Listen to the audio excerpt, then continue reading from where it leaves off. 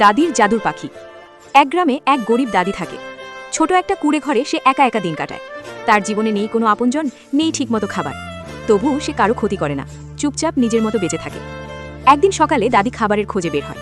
চারপাশে শুকনো মাটি, ফাঁকা মাঠ, কোথাও কিছু পায় না।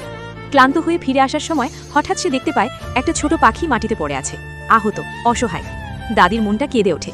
সে পাখিটাকে আলতো করে তুলে নেয়, বুকের কাছে জড়িয়ে ধরে, নিজের কুঁড়ে ঘরে নিয়ে আসে। নিজের সামান্য যা আছে তা দিয়েই সে পাখিটাকে যত্ন করে, পানি দেয়, সেবা করে, ভালোবাসা দেয়। কয়েকদিন পর এক রাতে হঠাৎ সেই পাখিটা জ্বলে উঠতে শুরু করে। চারপাশে ছড়িয়ে পড়ে অদ্ভুত এক আলো। দাদি অবাক হয়ে তাকিয়ে থাকে।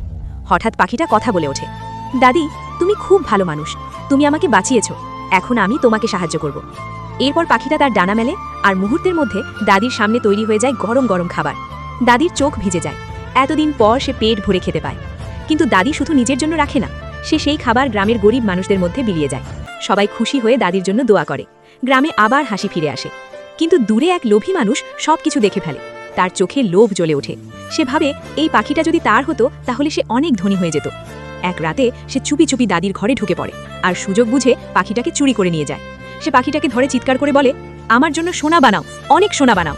কিন্তু পাখিটা চুপ থাকে, তার চোখে দুঃখ। হঠাৎ আকাশ কালো হয়ে যায়। শুরু হয় ভয়ঙ্কর ঝড়, বজ্রপাত, ঝোড়ো হাওয়া, চারপাশ কাঁপতে থাকে। লোকটা ভয় পেয়ে যায়। ঝড়ের তাণ্ডবে তার ঘর ভেঙে পড়ে। সে কাঁদতে কাঁদতে বলে, আমাকে মাফ করে দাও, আমি ভুল করেছি। অবশেষে সে পাখিটাকে ছেড়ে দেয়।